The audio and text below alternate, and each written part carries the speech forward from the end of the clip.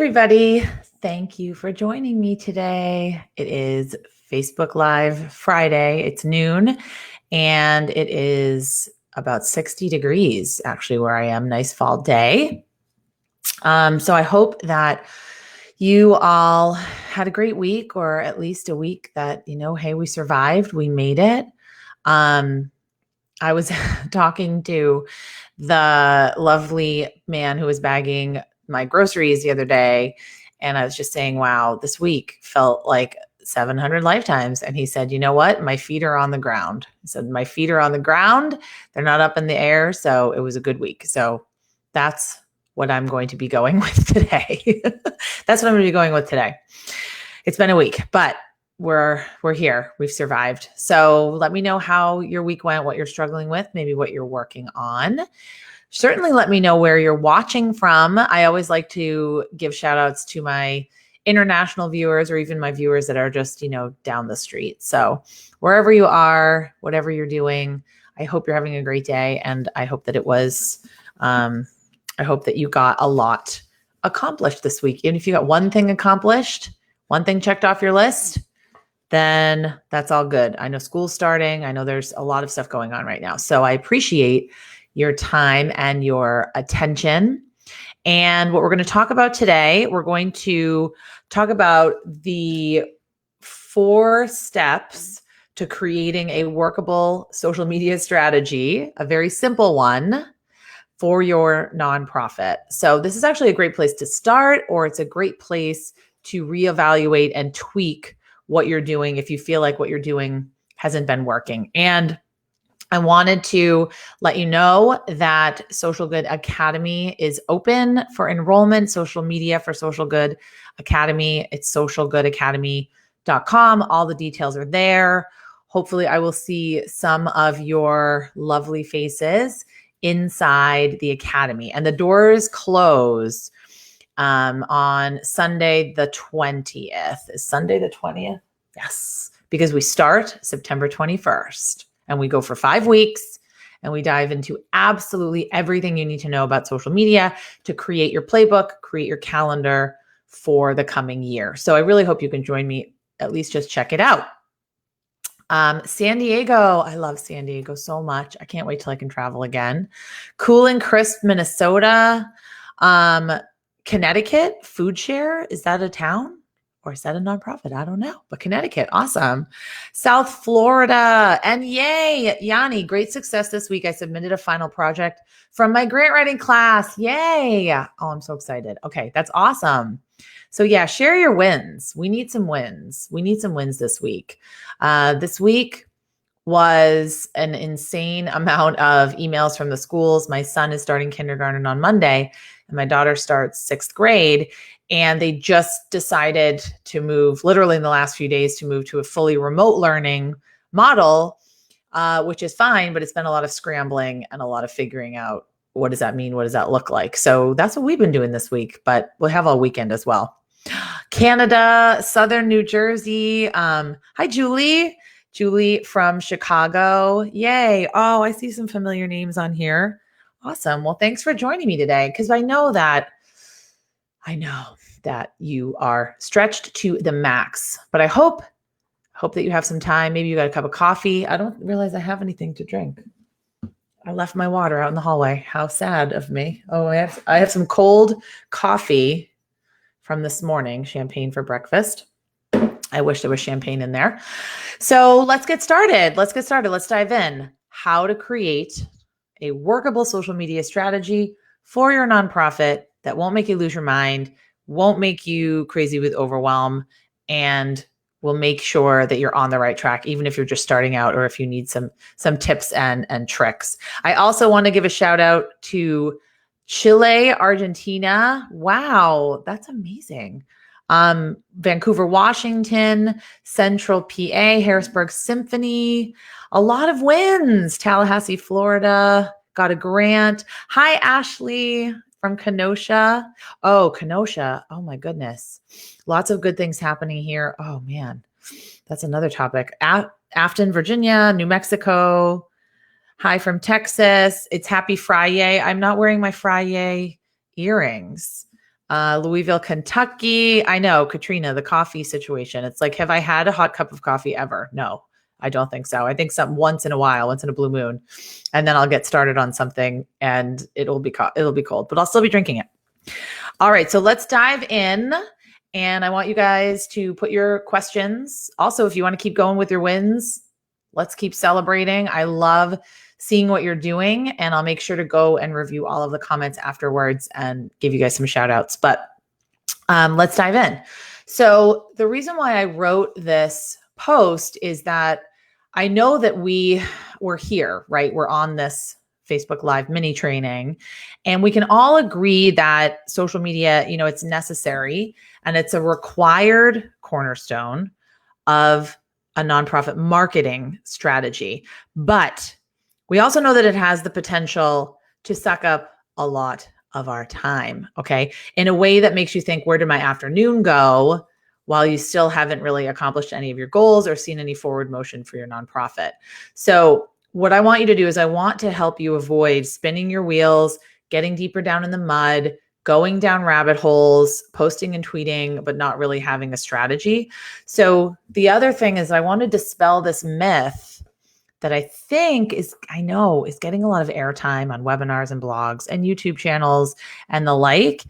The myth that you have to be everywhere all at once, all the time, on 24/7. You don't. You really, really don't. So unless you're in the middle of a campaign, maybe. But for most of us, we do not need to be on our devices 24/7, and we don't need to know the latest trend and the latest shiny tool.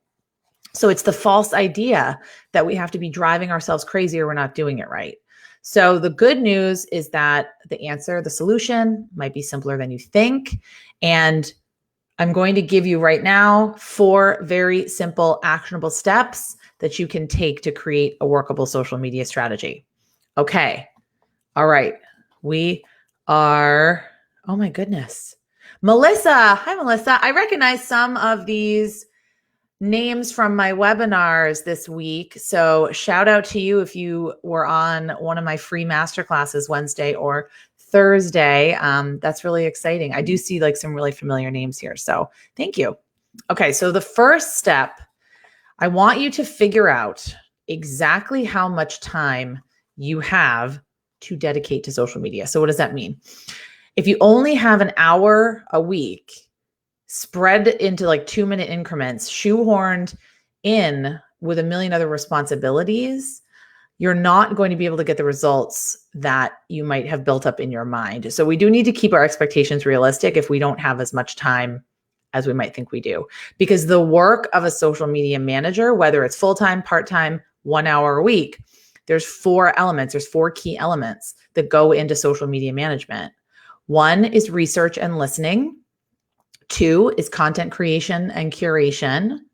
3 is community management, answering questions and comments. And 4 is measurement and analysis. So I do dive into those incredibly deeply in the academy.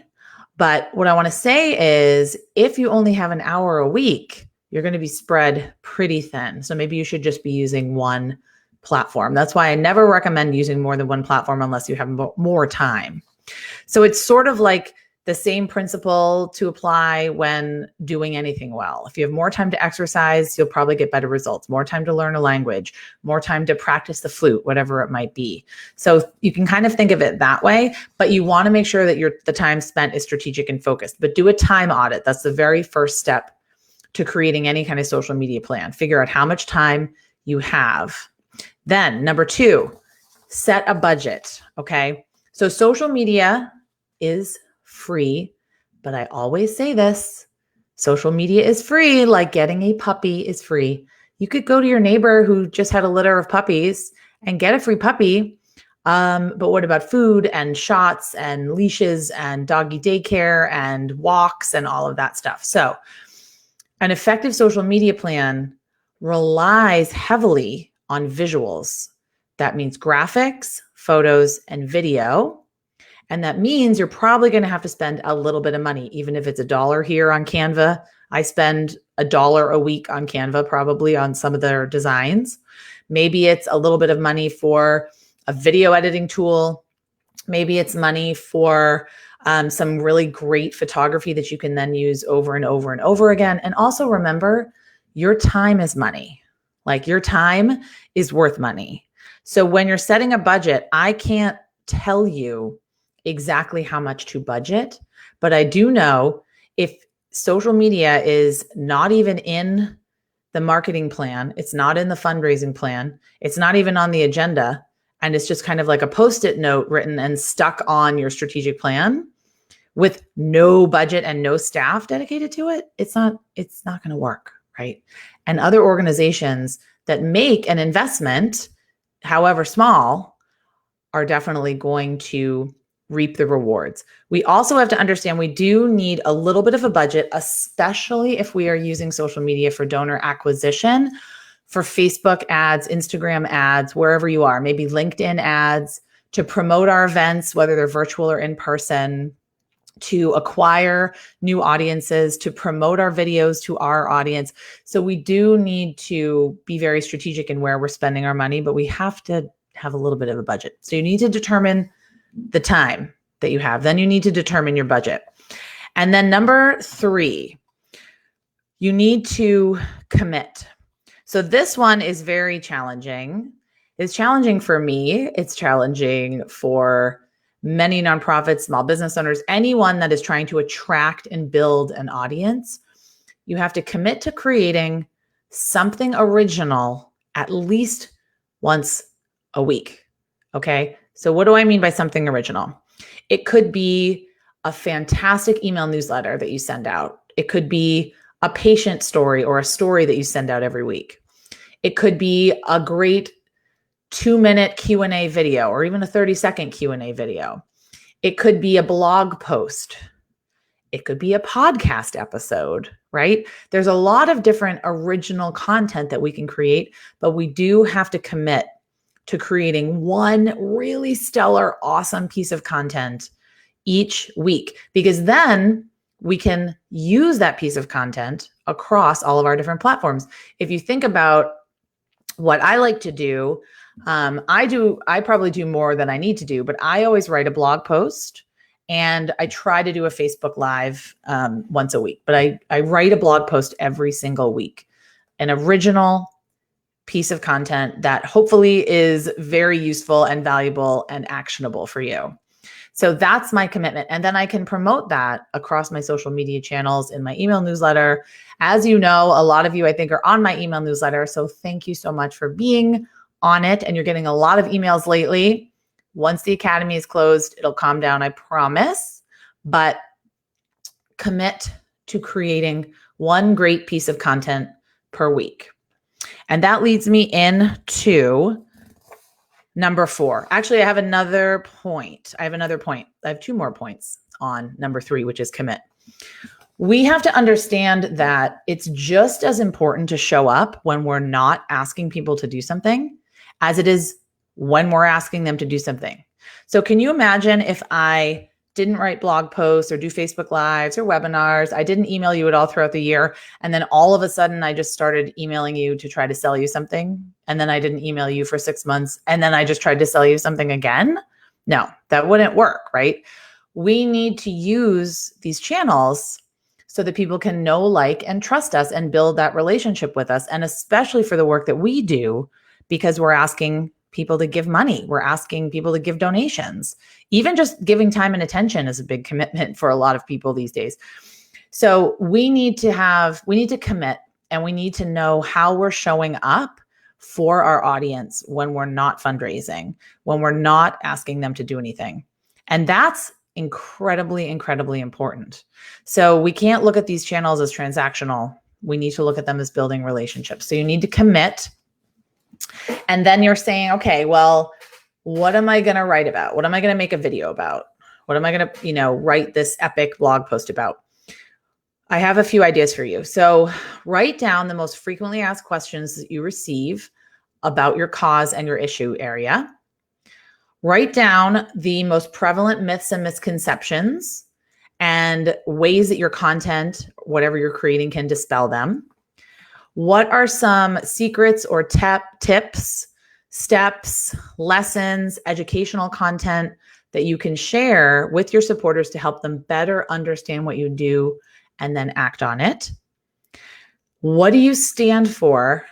And what do you believe in? What do you value?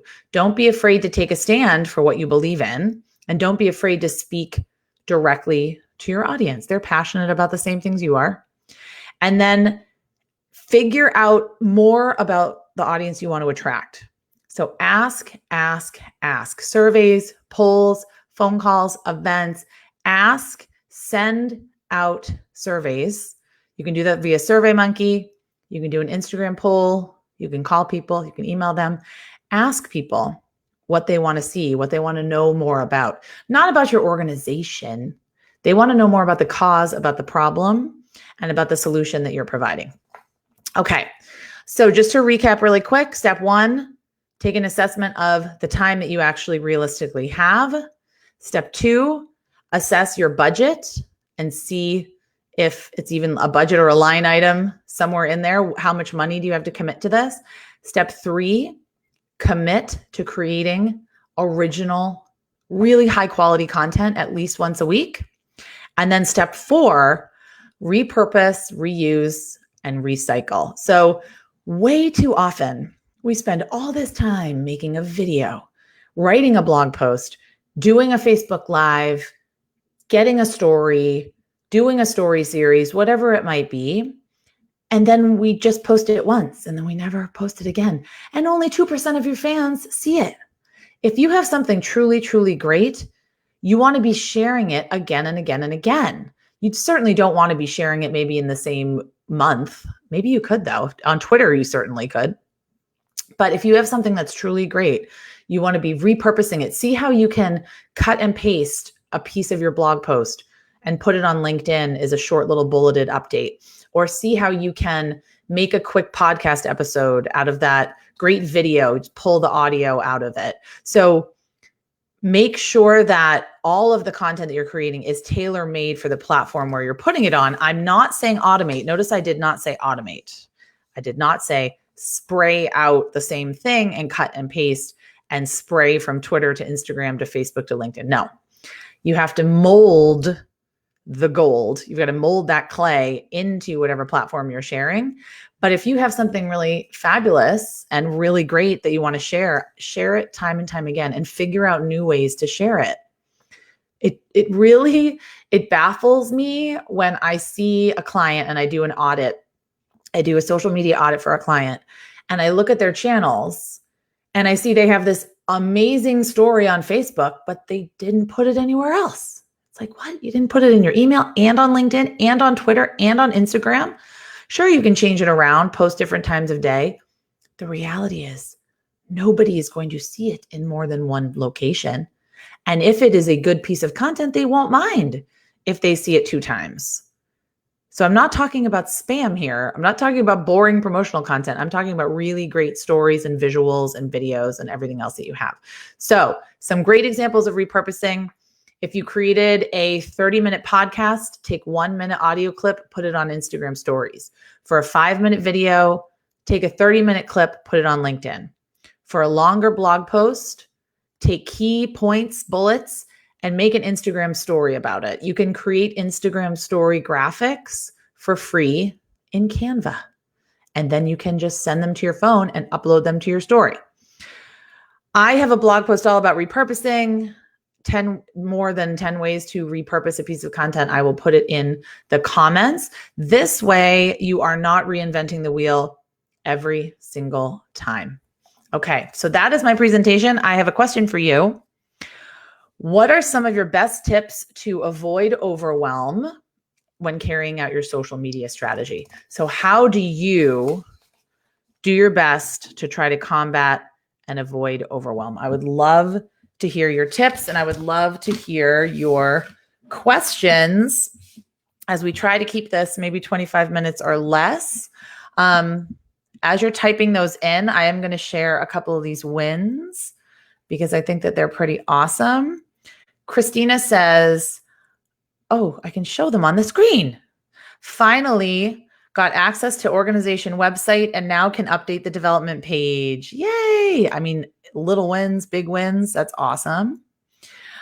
Terry awarded a grant I applied for to launch an online life skills program for adults with diabetes. Well, congratulations. And that sounds like a fabulous program.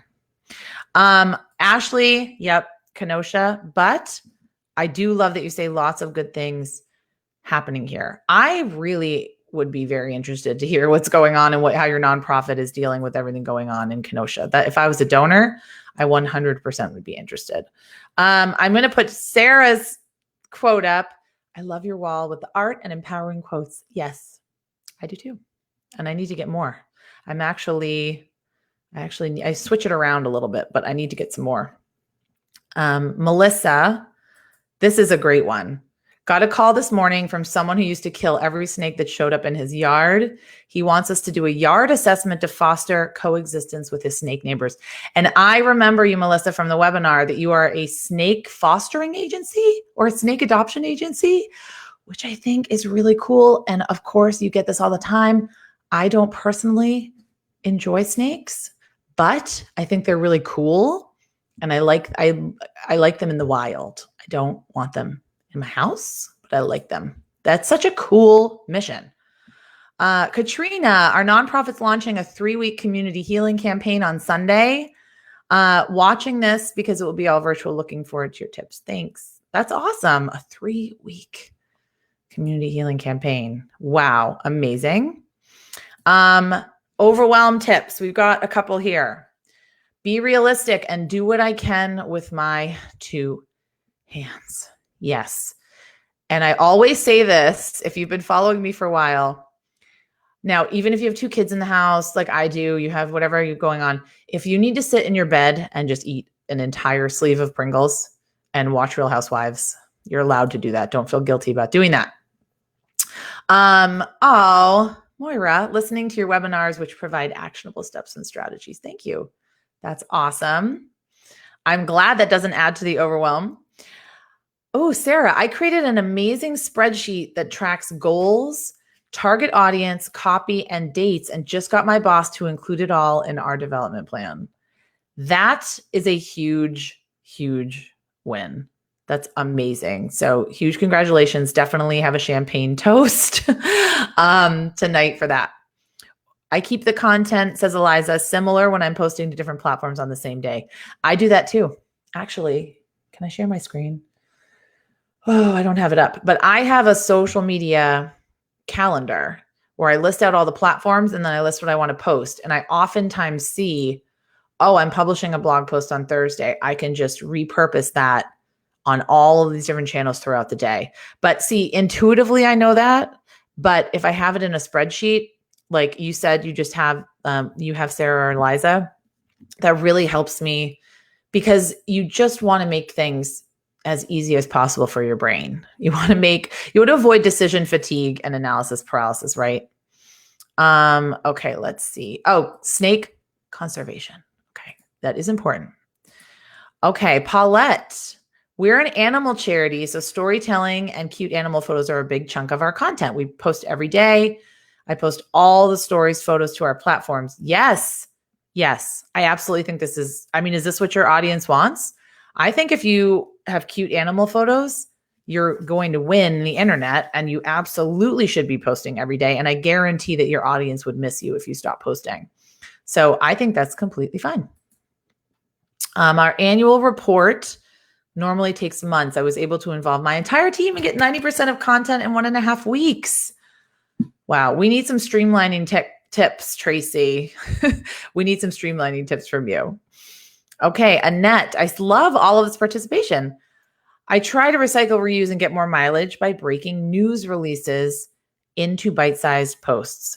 I remember when I was a development director charged with writing press releases, and my executive director would always want them to be like 3 pages long.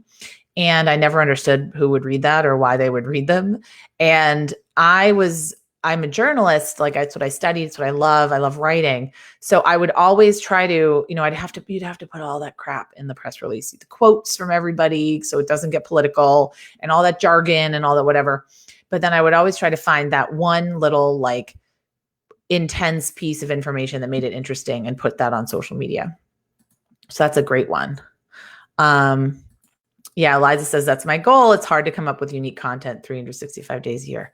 It's pretty next to impossible. So repurpose a lot. DD, I came up with a great idea for a gentleman running across America for our nonprofit Food Share. I had our president and CEO join his live IG video to say thank you. That's so awesome. Yes, because you can join a live video on Instagram. You can join one on Facebook too. That is awesome. All I can think of is Forrest Gump. I'm so sorry. I just watched Forrest Gump the other day, so that's why I'm thinking of that. But that is what cool content. What amazing content for you to be able to share across all of your platforms. That's very, very cool. Sarah, I love this. General rule, leave work at work. Don't take it home. Home should be your time for you and your family. So I work at home. So that's, yes, I completely agree though. I try to do it as best I can. So I have my office, which I'm fortunate to be able to have an office that I can close my door. And my husband and I have been trying to be very intentional about the time we spend on devices in front of the kids, because we don't want them to just think, oh, we can all just be on our phones like 24 hours a day. So I'm trying to model good behavior as best as I can. It's challenging, but that is a good tip. Going to launch the virtual walk against hunger this week. Oh, that's awesome. You know what, Dee, if you're in the storytelling group, I'm going to post the link. Most of you might be in this group. I would love for all of you to share your virtual event examples, because the group is so hungry for examples and to see what other organizations are doing in the trenches and on the ground. So, I don't think it's not spam to start a thread. Actually, I will go in and start it and say, share your virtual event examples and your wins. That's a perfect post for a Friday. So feel free to go in there and share in a little bit after this. Okay. Oshel, when I joined the organization, I repurposed the website content as our full year social media posts. That's amazing. I'm stealing that. Repurpose your website content. How about repurposing it into little tiny tweets? Because you absolutely could do that. That is an awesome, awesome idea. Linda says, my org is looking to attract younger donors through a monthly supporter push via social media. Do you have any metrics on the success of getting new monthly donors from social media platforms? Lyndon, I encourage you to follow Erica Wasdorp, and I'm going to put her link. Erica Wasdorp. Now, she is the monthly giving guru. I just put her link in the comments. She's the monthly giving guru.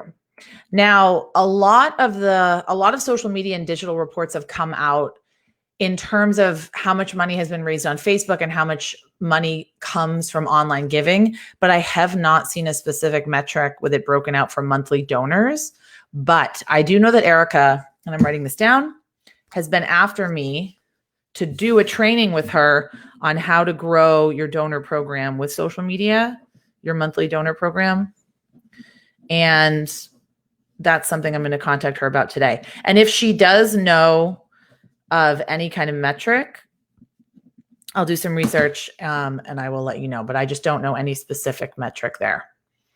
Okay, this is awesome.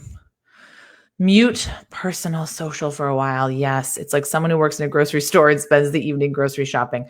This is exactly the problem that I have, because I try to turn my phone off during the day because I'm on Zoom and Facebook and computer and Twitter and all of this.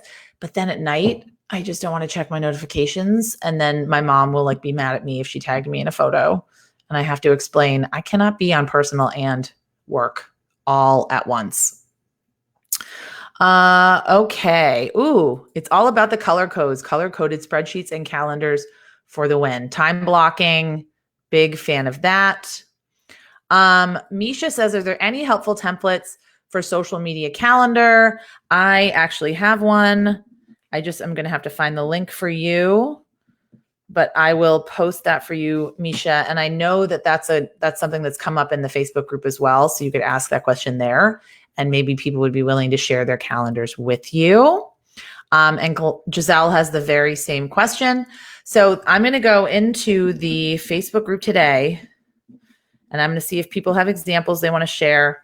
And then I'm also going to see if they have examples of virtual events. I am writing this down with pen and paper because I will forget.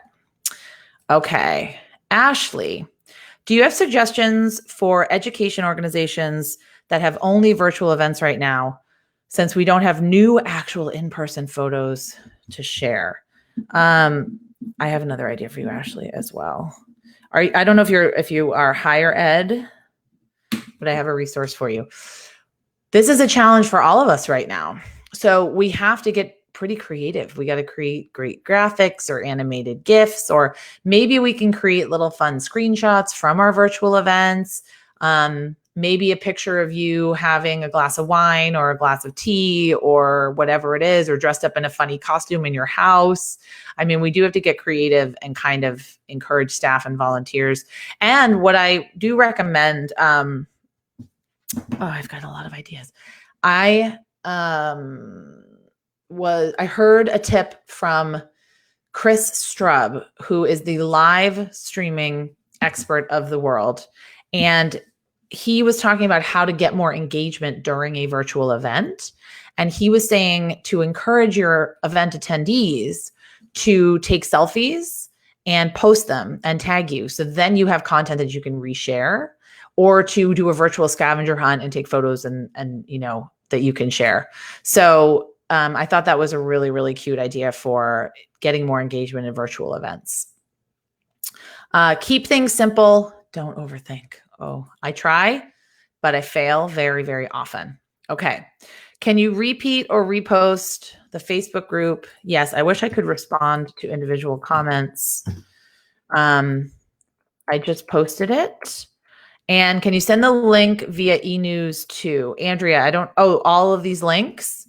I can, but it might be in a couple of weeks, but I can send the links, or I can send them directly to you, post them directly to you here. Okay.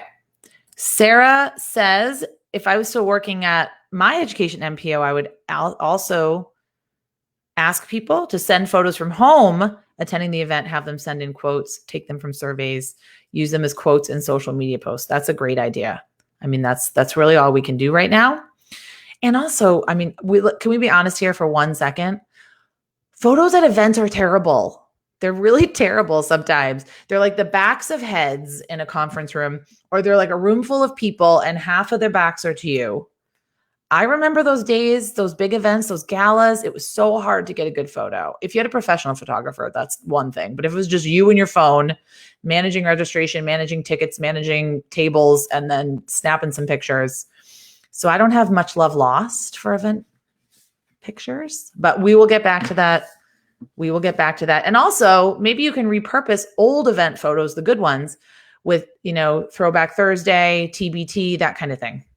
And that might be a good way to repurpose them. So with that, I will close up. We went a little bit over half an hour. So thank you all very, very much for being here with me today. And I really hope to see you. I hope to see you on another Facebook Live. I hope to see you inside the Academy, or even just on a webinar, or, just send me an email and let me know what you're working on. Okay. Thank you so much. Have a fantastic weekend. You're doing awesome, awesome, awesome work. Keep it up. Hang in there. And I will see you soon. Take care.